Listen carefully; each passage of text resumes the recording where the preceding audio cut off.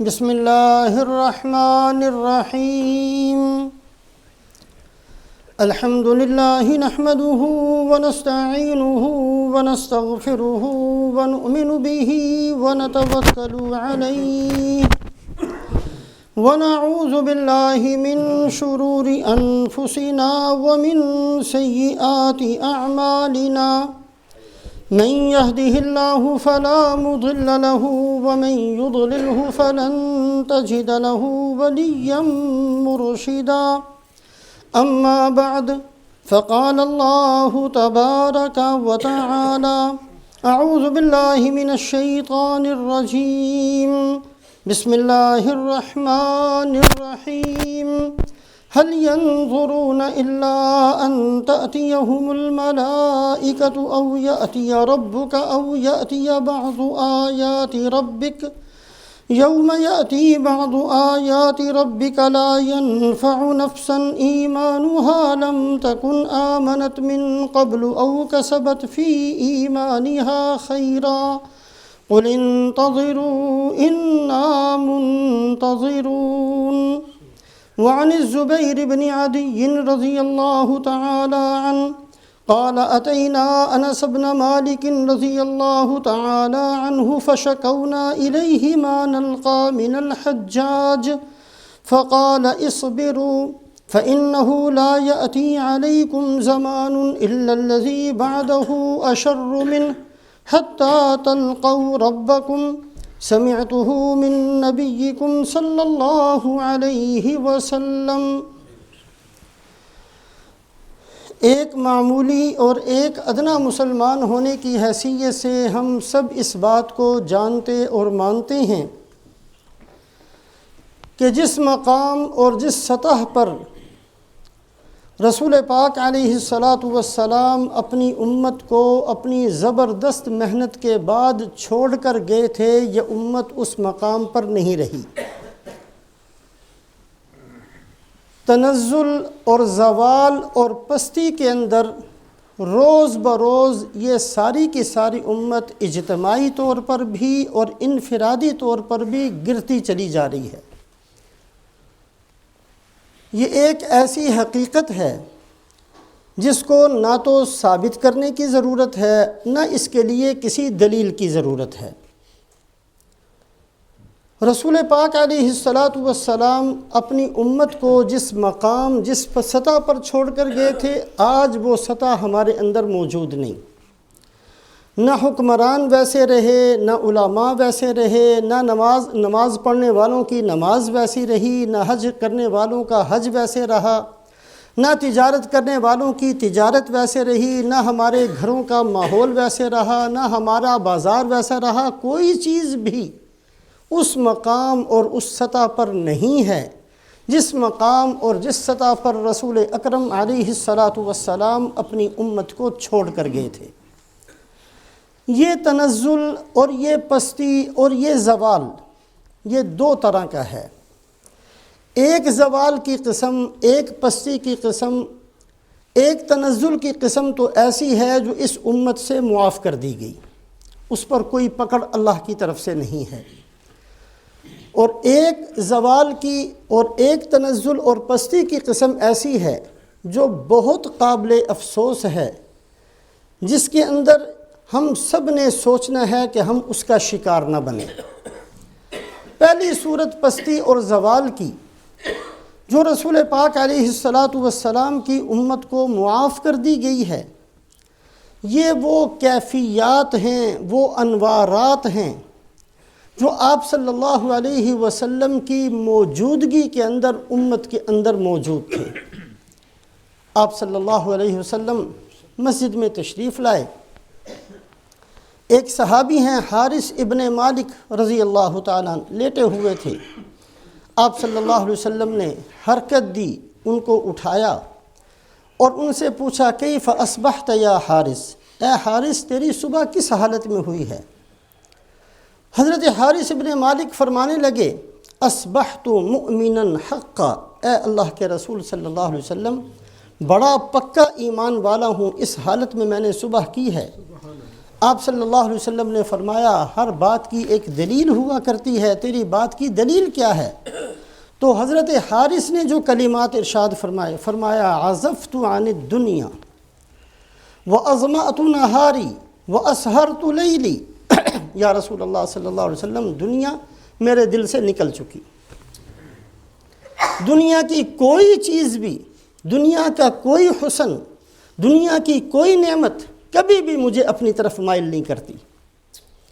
میں نے اپنے دن کے اندر روزہ رکھ کر اپنے آپ کو پیاسا رکھنا شروع کیا ہے، راتوں کو میں جاگ کر اپنی رات کو گزارتا ہوں، اور اس کے ساتھ ساتھ میری حالت یہ ہے کہ انی انظر الی عرش ربی، ہر وقت میری حالت یہ ہے گویا کہ اللہ کا عرش میرے سامنے ہے۔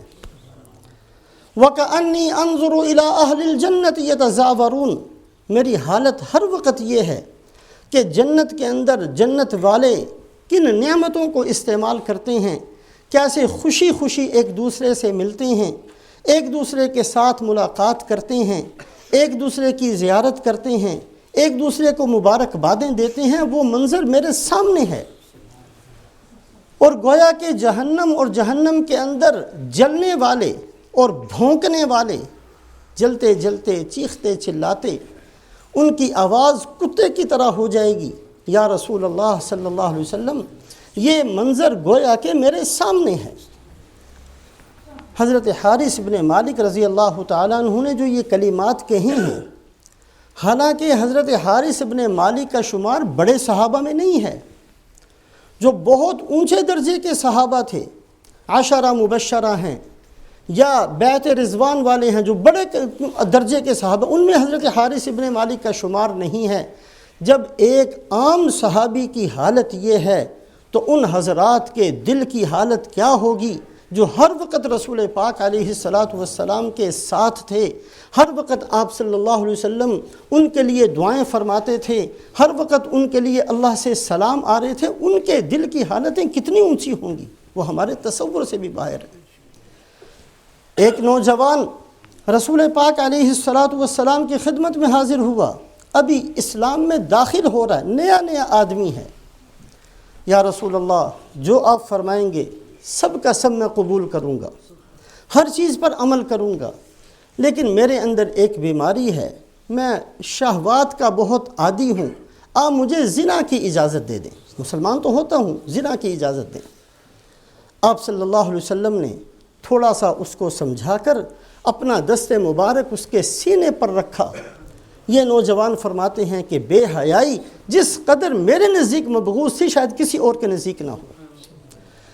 دل پر ہاتھ رکھتے ہی دل کی حالت بدل گئی ہے، یہ وہ بندہ نہیں رہا جو پہلے تھا، جو بے حیائی کی اجازت مانگنے والا تھا۔ فرماتے ہیں کہ سب سے زیادہ بری چیز میرے نزدیک کوئی بھی بے حیائی کا کام بن گیا۔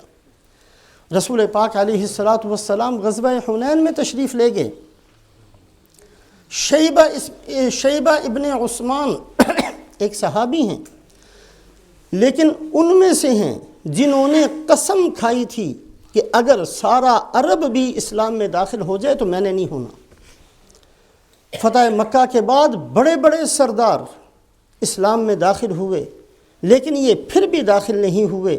رسول پاک علیہ السلام جب حنین میں تشریف لے گئے تو یہ تیر کو زہر کے اندر بجھا کر ساتھ لے کر گئے ہیں، اور صرف اس نیت سے لے کر گئے کہ اگر مجھے موقع مل گیا تو میں آپ صلی اللہ علیہ وسلم کو معاذ اللہ قتل کر دوں گا۔ غزوہ حنین کے اندر فرمایا کہ میں تلوار ہاتھ میں پکڑے، نیزہ ہاتھ میں پکڑے صرف تلاش کے اندر تھا۔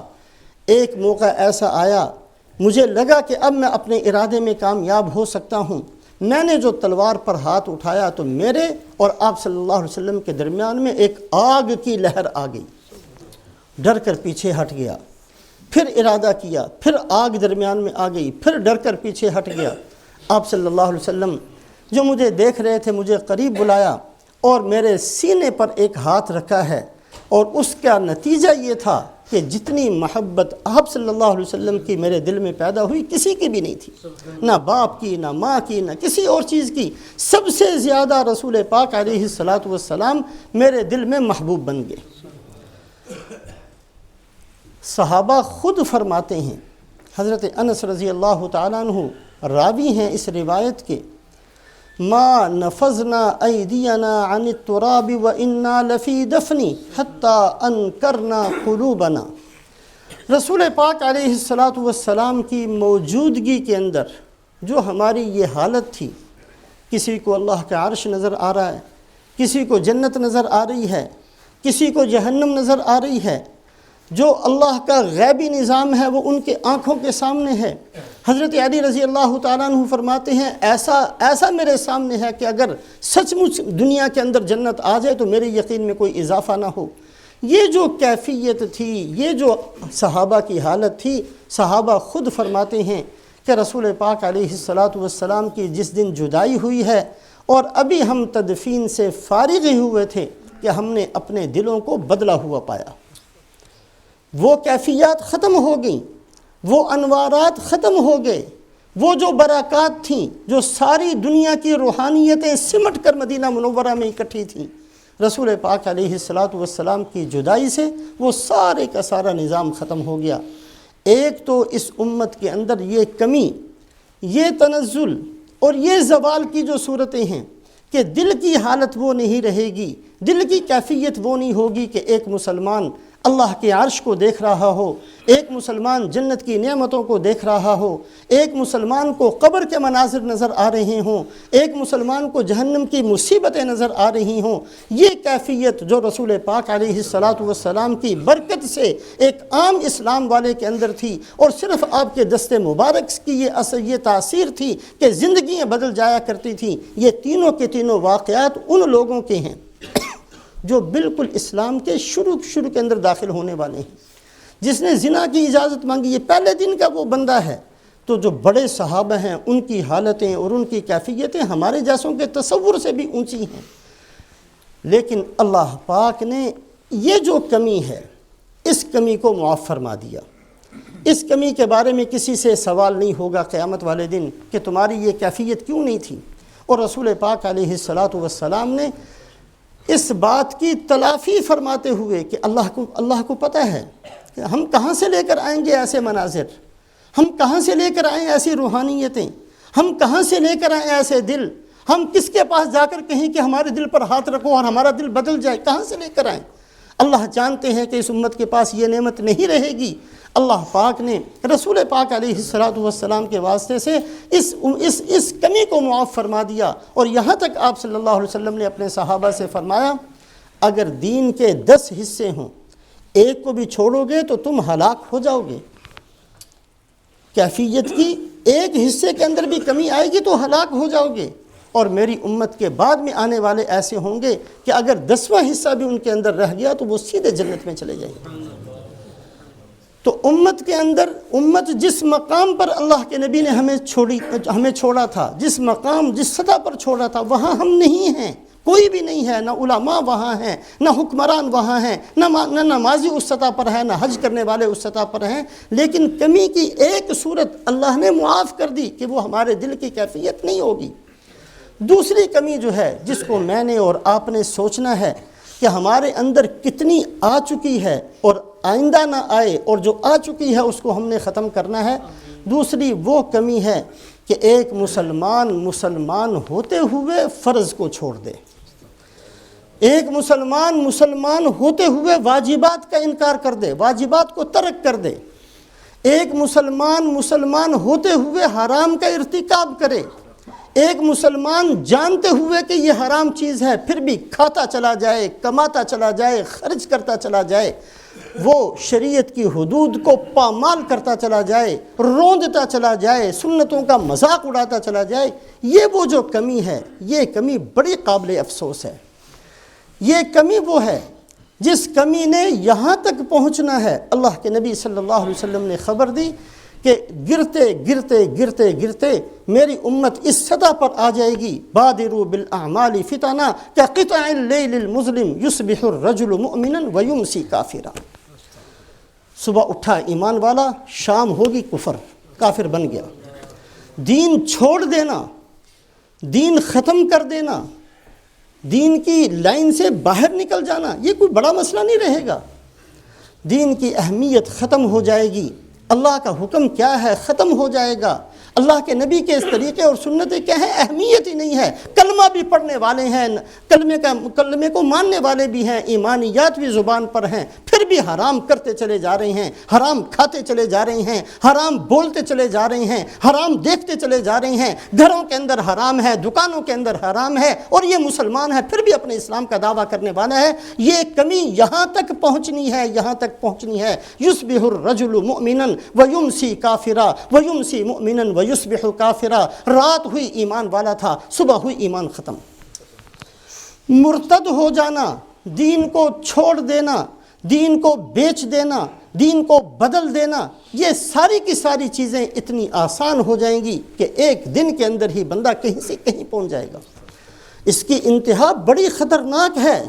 یہ جو کمی آئے گی فرائض کے اندر، واجبات کے اندر، حرام کے ارتکاب کے اندر، یہ جو کمی کی دوسری صورت ہے، اس کا بڑا بھیانک قسم کا منظر اللہ کے نبی صلی اللہ علیہ وسلم نے بتا دیا کہ یہ گرتے گرتے گرتے گرتے یہاں تک پہنچنی ہے۔ ایک نہیں بے شمار آپ صلی اللہ علیہ وسلم نے باتیں ارشاد فرمائی، فرمایا ایسے فتنے آئیں گے سماء بکماء عمیا، جو اندھے ہوں گے، بہرے ہوں گے، اور جو فتنے ایسے فتنے جن کا سبب ہی سمجھ میں نہیں آئے گا، ایسے فتنے تمہارے اوپر مسلط ہو جائیں گے، اور ایک زبان بھی ایسے لوگوں کی گردن کاٹ دے گی جیسے تلوار کاٹتی ہے۔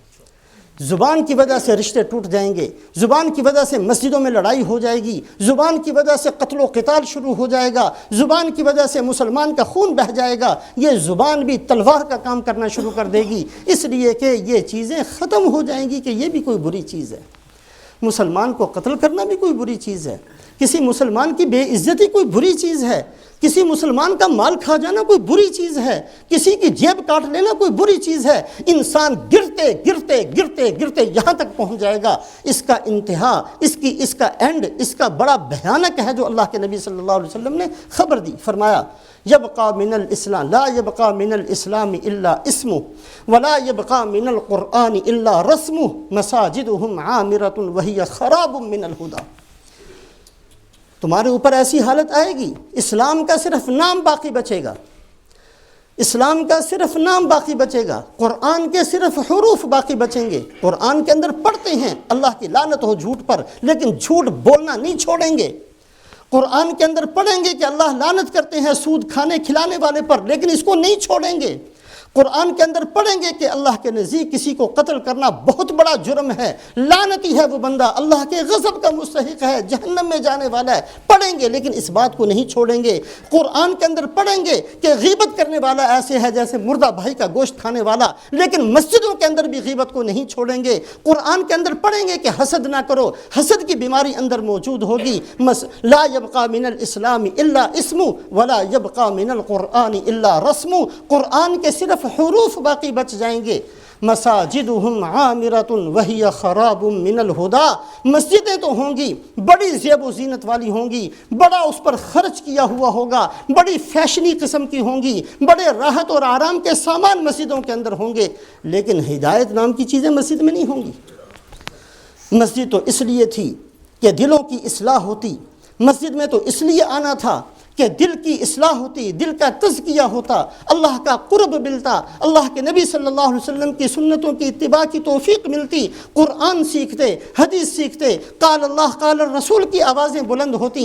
یہ مسجدوں کا کام تھا، لیکن مسجدوں کے اندر آ کر سیاسی باتیں ہوں گی، اور مسجدوں کے اندر آ کر شور و شرابہ ہوگا۔ مساجدهم عامرة وهي خراب من الهدى، ایک نہیں بہت سی روایات شریفہ کے اندر اللہ کے نبی صلی اللہ علیہ وسلم نے اس تنزل کو، اس کمی کو، اس بگاڑ کو، اس پستی کو بیان فرمایا جو اس امت پر آنے والی ہے۔ اس کا انتہا بہت بھیانک ہے، بڑا خطرناک ہے۔ اللہ ہم سب کی حفاظت فرمائے۔ جتنی کمی آ چکی ہے اللہ اس سے توبہ کی ہمیں توفیق نصیب فرمائے، واپس آنے کی توفیق نصیب فرمائے، واپس جتنا ہم صحابہ کے قریب چلے جائیں اتنا ہی ہماری کامیاب، اللہ ہمیں توفیق نصیب فرمائے، آگے کسی کمی کا ہم ارتکاب نہ کریں۔ لیکن جو سب سے پہلی کمی شروع ہوگی آج کی مجلس میں، صرف اس ایک نقطے کو سامنے رکھیں۔ بیماری شروع ہوتی ہے پھر وہ بڑھتی چلی جاتی ہے۔ کینسر بہت چھوٹی سی بیماری ہوتی ہے، اگر شروع کے اندر، اور یہی ڈاکٹر لوگ کہتے ہیں کہ اگر شروع میں پتہ چل جائے تو ہم کنٹرول کر سکتے ہیں، لیکن اگر اس کو چھوڑ دیا جائے تو وہ جان لیوا بن جاتی ہے۔ اسی طریقے سے سب سے پہلی کمی کہاں سے شروع ہونی ہے؟ اس امت کے اندر کمی آتے آتے اس کی انتہا بڑی خطرناک، بڑی بھیانک، لیکن سب سے پہلی ابتدا کہاں سے ہوگی؟ اس ایک نقطے کو سامنے رکھیں۔ رسول پاک علیہ السلام نے پہلا نقطہ جہاں سے کمی نے شروع ہونا ہے،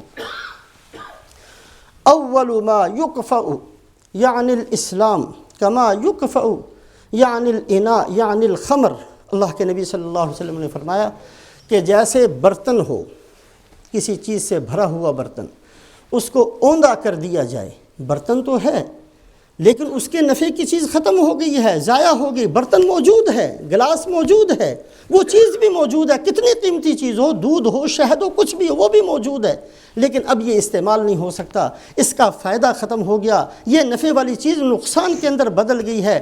اسی طریقے سے اسلام تو ہوگا لیکن نام اس کا بدل کر اس کا معنی بدل دیا جائے گا۔ یہاں سے شروع ہونی ہے کمی، یہاں سے بگاڑ شروع ہونا ہے۔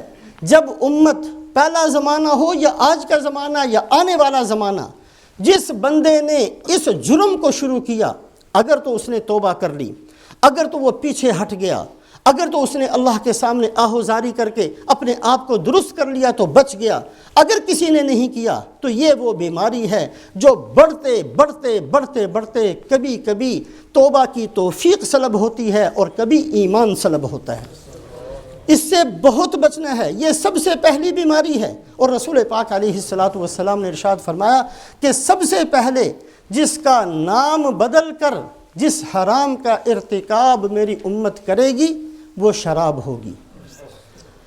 صحابہ نے کہا یا رسول اللہ، شراب، امت شراب پیے گی کیسے؟ اللہ نے اتنی حرمت بیان کر دی، یا ایھا الذین آمنوا انما الخمر والمیسر والانصاب والازلام رجس من عمل الشیطان۔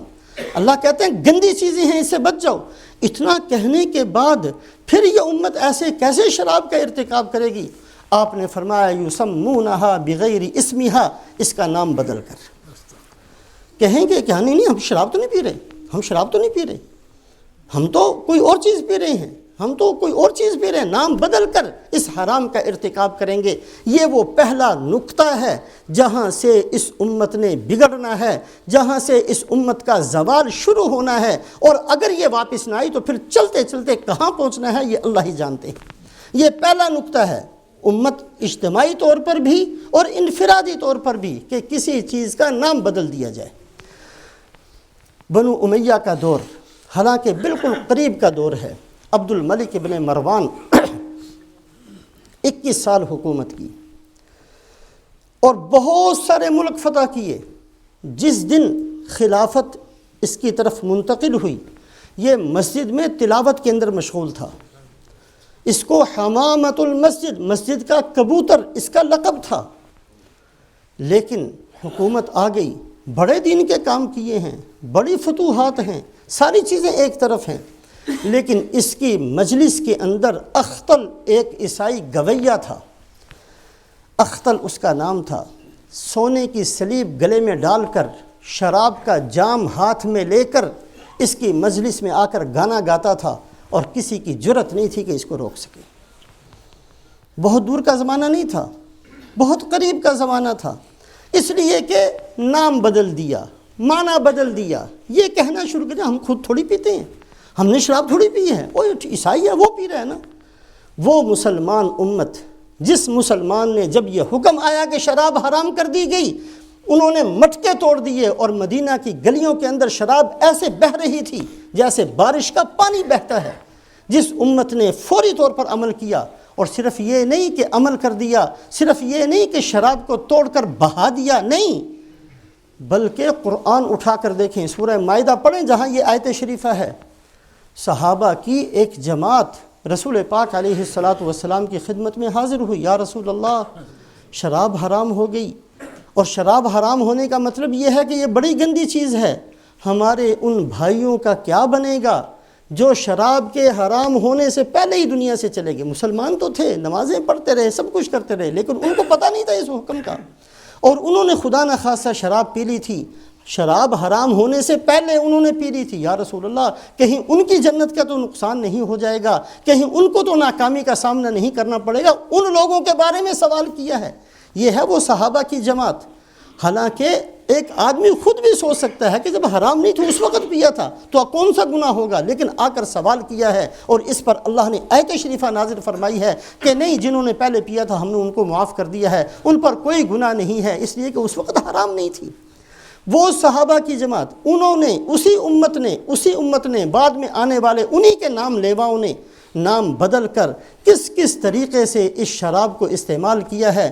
کسی نے یہ کہہ کر کہ جی ہم خود تھوڑی پیتے ہیں، کسی نے یہ کہہ کر کہ ہم تو بیچتے ہیں، اور کسی بندے نے تو مجھے یہاں تک بتایا کہ ایک آدمی کہتا ہے جی بند بوتل میں بیچنا جائز ہے، وہ کوئی حرام نہیں ہے۔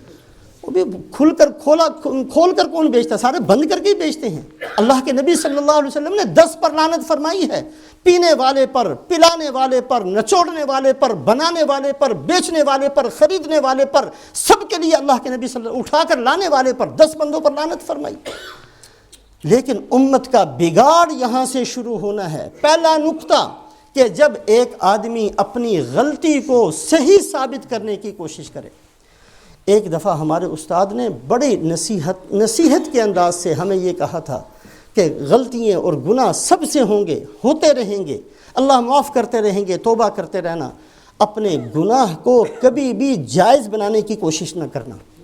اس لیے کہ جو بندہ یہاں آتا ہے یہ باغی شمار ہوتا ہے، یہ اللہ کے نزدیک اس کو باغی سمجھا جاتا ہے۔ قرآن کے اندر غور کیجئے، بڑی بڑی قوموں پر عذاب آئے ہیں۔ قوم نوح ڈبو کر ختم کر دی گئی، قوم لوط زمین کو اٹھا کر، زمین سمیت اٹھا کر، اوندا کر کے پھینک کر نیست و نابود کر دیا گیا۔ قوم عاد پر آندھی مسلط ہوئی، ختم کر دیا گیا۔ کأنہم اعجاز نخل خاویہ، اللہ پاک نے پھوڑ توڑ کر ختم کر دیا۔ کسی کی صورت نہیں بدلی اللہ نے، یہ نہیں کہا کہ ٹھیک ہے ختم کرتے ہیں تو سانپ یا بچھو بنا کر، نہیں، اللہ پاک نے صورتیں بدلنے کا عذاب کس پر مسلط کیا؟ اصحاب سبت پر مسلط کیا۔ اصحاب سبت وہ بندے جو اپنے آپ کو مسلمان کہتے تھے کہ ہم کلمہ پڑھتے ہیں حضرت موسیٰ علیہ السلام کا، اللہ نے جو ہفتے والے دن شکار کرنے سے منع کیا، جو ہم ہفتے والے دن تھوڑی کرتے ہیں۔ ہفتے والے دن اس سمندر سے چھوٹی چھوٹی نالیاں بنا کر مچھلیوں کو روک لیتے اور اتوار والے دن نکال لیتے۔ یہ جو ہیرا پھیری کرنا ہے، یہ جو دین کو بدلنا ہے، یہ جو دین کے معنی کو بدلنا ہے، یہ اتنا خطرناک اور اتنا دردناک جرم ہے کہ اس پر اللہ پاک نے قرآن کے اندر فرمایا فَلَمَّا عَتَوْا عَمَّا نُهُوا عَنْهُ قُلْنَا لَهُمْ كُونُوا قِرَدَةً خَاسِئِينَ۔ جو جوان تھے ان کو بندر بنا دیا گیا، جو بوڑھے تھے ان کو خنزیر بنا دیا گیا۔ صورتیں خنزیر بنا دی گئیں، وہ مرے ہیں تو خنزیر بن کر مرے ہیں، وہ مرے ہیں تو بندر بن کر مرے ہیں۔ قوم عاد کی صورتیں نہیں بدلی ہیں۔ قوم لوط بہت بڑی مجرم تھی، اللہ نے اٹھا کر پھینک دیا، ختم کر دیا، لیکن اللہ نے صورت نہیں بدلی، انسانی صورت کے اندر دنیا سے گئے ہیں۔ قوم عاد انسانی صورت کے اندر گئی ہے، لیکن جن بندوں نے معنی بدلے ہیں، اللہ پاک نے، خواہ وہ ان کا دعویٰ تھا کہ ہم ماننے والے ہیں موسیٰ علیہ السلام کو، پھر بھی اللہ پاک نے بندر اور خنزیر بنایا۔ یہ میں نہیں کہتا، اللہ کا قرآن کہتا ہے۔ کبھی بھی بندہ اس تنزل کی طرف ہرگز نہ جائے کہ ایک گناہ کو صحیح ثابت کرنے کی کوشش کرے۔ یہ بیماری ہم میں بہت ہے، بہت دیکھنے میں آتا ہے۔ کوئی آدمی اپنی غیبت کی تعویل کر رہا ہے، کوئی اپنے حسد کی تعویل کر رہا ہے، کوئی آدمی اپنے بگاڑ اور اپنے بد اخلاقی کی تعویل کر رہا ہے، کوئی آدمی کسی گناہ کو کسی طریقے سے ثابت کرنے کی کوشش کر رہا ہے، کوئی حرام خوری کو جائز کرنے کی کوشش کر رہا ہے، کوئی سود کو جائز کرنے کی کوشش کر رہا ہے۔ یہ گناہ ایسا ہے، یہ ابتدا ہے جو اللہ کے نبی صلی اللہ علیہ وسلم نے تنزل کی فرمائی، اور 72 فرقے جو پیدا ہوئے وہ سب کے سب اسی جرم کا مرتکب تھے کہ انہوں نے معنی بدلا۔ جو اللہ کے نبی صلی اللہ علیہ وسلم نے فرمایا تھا کہ میری امت 73 فرقوں میں بٹے گی، اور 73 میں سے ایک نجات والا، 72 جہنم کے اندر جائیں گے۔ ایک ایک کی تحقیق کریں۔ حضرت پیران پیر شیخ عبد القادر جیلانی رحمۃ اللہ علیہ نے 72 کے 72 اپنی کتاب غنیت الطالبین میں لکھے، اور ان کے فتنہ پیدا کرنے والوں کا نام بھی لکھا کہ کس بدبخت نے یہ پیدا کیے۔ ان کی تحقیق کریں، ان کا صرف معنی ہی بدلا تھا انہوں نے۔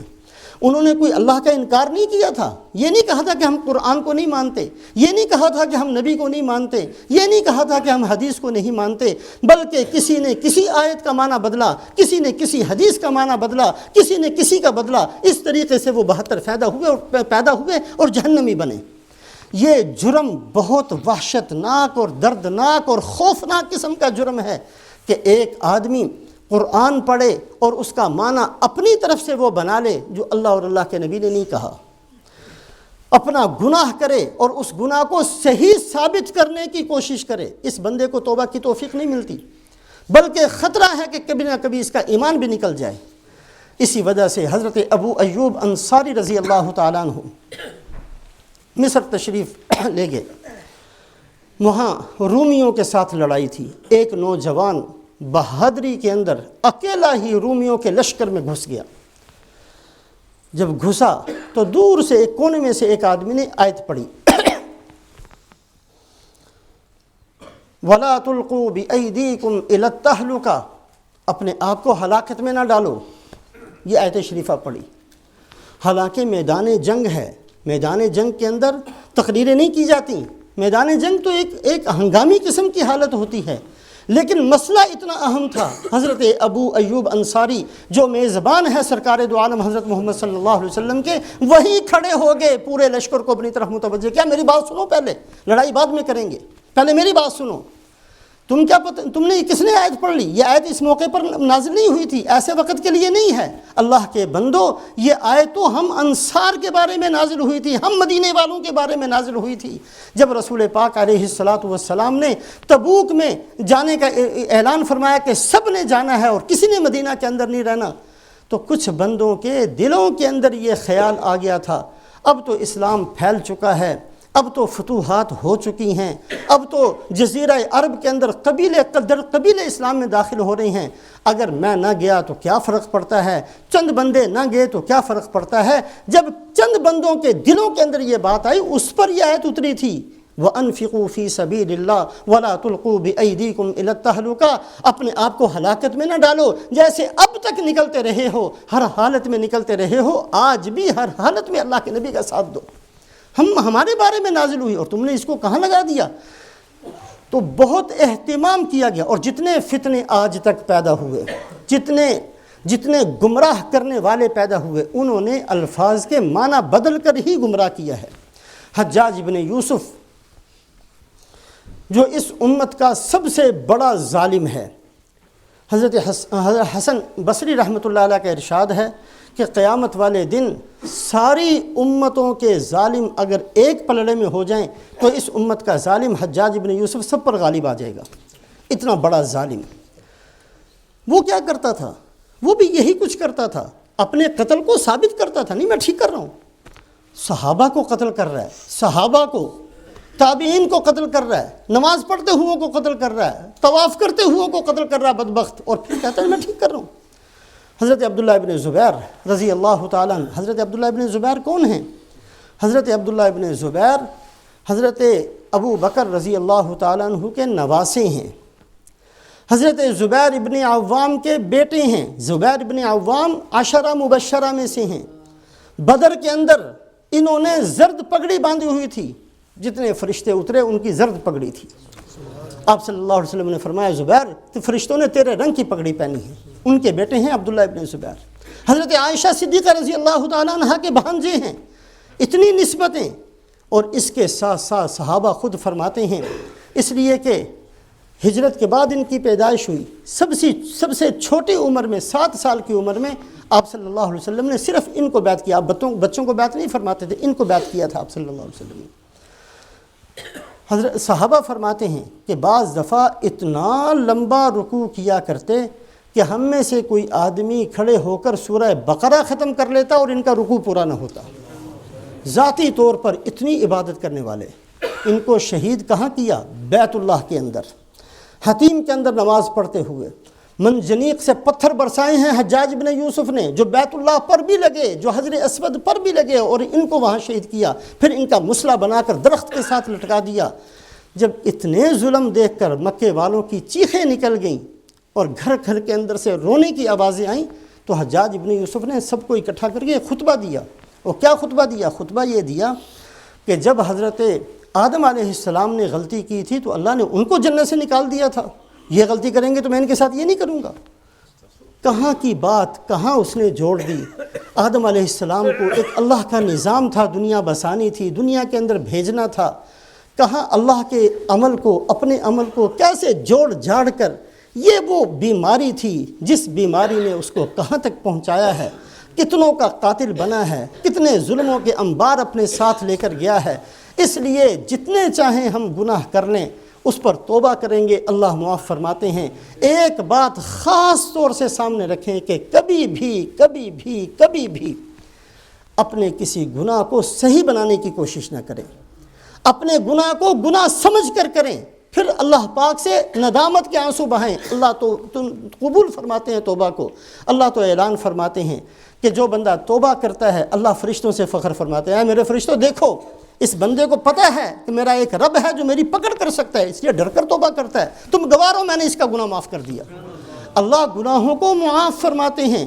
ایک آدمی یا عبدی لو بلغت ذنوبک حین عنان السماء ثم استغفرتنی غفرت لک ولا ابالی، اے میرے بندے اتنے گناہ کر کے بھی آیا جو آسمان اور زمین کا خلا بھر گیا، اگر تو نے میرے ساتھ شرک نہیں کیا اور توبہ کی تو میں سارے معاف کر دوں گا. اللہ گناہوں کو معاف کرتے ہیں. گناہ ہم سے ہیں، ہم کرنے والے ہیں، بہت سارے گناہ ہیں اور جب تک زندہ رہیں گے کرتے بھی رہیں گے، لیکن گناہ کو گناہ سمجھ کر ہی کریں. حرام کو کبھی حلال بنانے کی کوشش نہ کریں. رسول پاک علیہ السلام کی کسی سنت کا کبھی مذاق نہ اڑائیں، کبھی دین کا مذاق نہ اڑائیں، کبھی اللہ کی منع کردہ چیز کو حلال کرنے کی کوشش نہ کریں. یہ وہ جرم ہے جس جرم کی وجہ سے اللہ نے یہودیوں پر لعنت کی. رسول پاک علیہ السلام نے فرمایا لعن اللہ الیہود، اللہ یہودیوں پر لعنت فرمائے. تھوڑا سا سوچنے کی بات ہے، لعنت کرنے والے کون ہیں؟ جیسے آپ صلی اللہ علیہ وسلم کی دعا سے بڑی کسی کی دعا نہیں ہے. بڑا خوش نصیب ہے وہ آدمی جس کو آپ صلی اللہ علیہ وسلم کی دعا مل گئی. اسی طریقے سے آپ صلی اللہ علیہ وسلم سے بڑی بد دعا بھی کسی کی نہیں ہے. اس بندے سے بڑا بدبخت کوئی نہیں. اللہ سب کی حفاظت فرمائے. جس کے لیے سرکار دو عالم صلی اللہ علیہ وسلم کی زبان سے کوئی بد دعا کا کلمہ نکلا ہو. لعن اللہ الیہود، اللہ کے نبی فرماتے ہیں اللہ یہودیوں پر لعنت کرے. ساتھ وجہ بیان فرمائے کیوں. لما حرم اللہ شحومہا، جب اللہ نے ان پر چربی کو حرام کر دیا، حکم آیا کہ یہودی چربی استعمال نہیں کر سکتے، چربی ان پر حرام کر دی گئی. اجملوہ ثم باعوہ فاکلوا ثمنہ، انہوں نے اس چربی کو پگھلا کر گلا کر اس کا تیل نکال کر پھر اس کو بیچنا شروع کیا. کہ ہم چربی تھوڑی کھاتے ہیں، ہم چربی تھوڑی کھا رہے ہیں، ہم تو تیل کھا رہے ہیں اور تیل کو بیچ کر اس کی قیمت کھا رہے ہیں. اس طریقے سے جب اللہ نے ایک چیز کو حرام کیا، انہوں نے اس کو بدل کر، اللہ کے نبی نے فرمایا اللہ ان پر لعنت کرے. حرام کا مطلب تو یہ تھا کہ اس کا ہر طرح سے استعمال حرام ہے، لیکن انہوں نے اس کا تیل نکالا، اس کو بیچا، اس کی قیمت کھائی. اللہ ان پر لعنت فرمائے. اس لیے کبھی بھی یہ جرم ہمارے اندر سے نہ ہو کہ ہم کسی گناہ کو صحیح ثابت کرنے کی کوشش کریں. گناہ ہم سے ہیں، اس پر توبہ استغفار کریں. اس سے توبہ کی توفیق بھی سلب ہوتی ہے اور اللہ ہماری حفاظت فرمائے. کبھی کبھی ایمان سے بھی بندہ ہاتھ دھو بیٹھتا ہے. جو کچھ ہم نے کہا اللہ ان ساری باتوں پر عمل کی ہم سب کو توفیق نصیب